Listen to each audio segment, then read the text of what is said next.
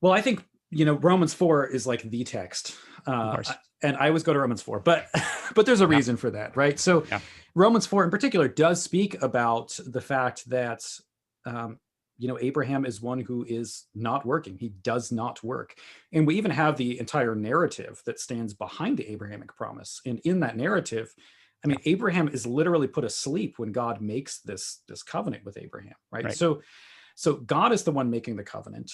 It is in the model of what we call a suzerainty, ancient suzerainty treaty, where God is essentially saying that he is fulfilling the terms of the covenant himself, which I would argue is very different from what we see in, for example, the Mosaic administration, when we have the people saying, all of this we will do. Abraham's asleep, God makes the promises, and Abraham trusts that God is going to do what God says he's going to do.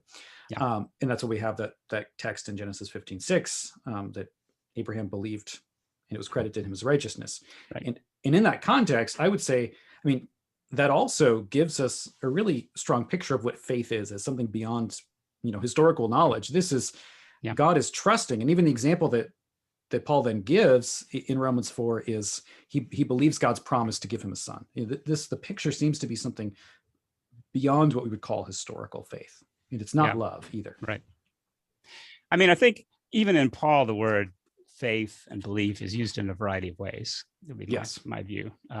So when Paul talks about how faith will cease, right, and charity will remain, it doesn't mean we'll stop trusting God in heaven, right? So clearly, there he's talking about something like kind of historical knowledge that we receive supernaturally. So I agree, and I think you and I agree a lot more on Romans 4 than you let on in your podcast, because you quoted. I mentioned N.T. Wright and the new perspective on one page, and without endorsing them, actually, except at the point that I think we also agree on, which is that Paul's teaching here about faith and works starts from the idea of works of the law as the Torah. Right? And I think in Galatians and other places, that's pretty clear. But actually, you and I agree that by the time you get to Romans 4, clearly, Paul is generalizing beyond that case. Right. So works of law doesn't just mean works of the Torah. I totally agree with you. And so does Augustine, right? And I don't think the Council of Trent disagrees with you, actually, either. But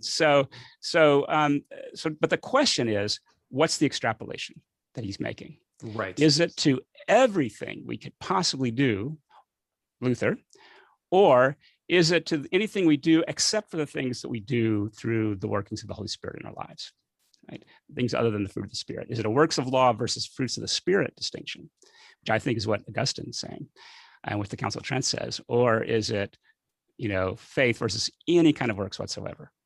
And the problem, so I think that's the issue, and I think it's really hard to make the case from Romans 4 that which of those two extrapolations is correct. And so I go with the authority of the church. Yeah, I think when we're going there, though, because this is a point I know that you make in the book, is you make a strong distinction between works and fruit of the Spirit. And you seem to take the approach that when Paul uses works, he is using this almost exclusively in a kind of negative context. Is that correct? Yeah, that's right. Almost. There are exceptions. Yeah, you mentioned two exceptions in particular in the book. You mentioned Romans chapter 2, and you mentioned the book of Ephesians. Ephesians probably is the one that I think most people would probably point to. And I would say, and maybe we can get to the Ephesians 6 after, because I know you have a different way of dealing with some of those other texts as well. But do you accept the Pauline authorship of the pastoral epistles? I do, yeah. Because Paul does use the phrase works quite a bit. I mean, I've found at least 6 instances, just myself going through my Greek New Testament, just skimming through the pastorals, especially in the book of Titus. And it is, to be fair, it is usually good works, right? It is usually phrased in that way, but it is the term works. I mean, it is the same term that's used there as well. So, I guess I'm not convinced that works is used normatively in Paul in a kind of negative sense. Yeah, but not always, clearly, right? Yeah. But it seems to be in this particular context, when he's talking about relying on works for your justification, there, I think he has in mind something that's autonomous, something that I'm doing on my own steam, so to speak.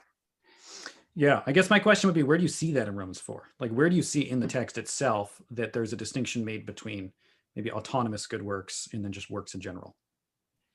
Yeah, so I'm mostly relying here on Augustine and other fathers and on the church. Yeah, so you wouldn't say that that's like that you can get that from the text directly? I'm not a biblical scholar, so I wouldn't claim to be getting it from the text myself. Okay. But again, I think the burden of proof is on the Lutheran here, right? To show that their interpretation is the only possible interpretation of Romans 4. Otherwise, yeah, you have to go with what with the church.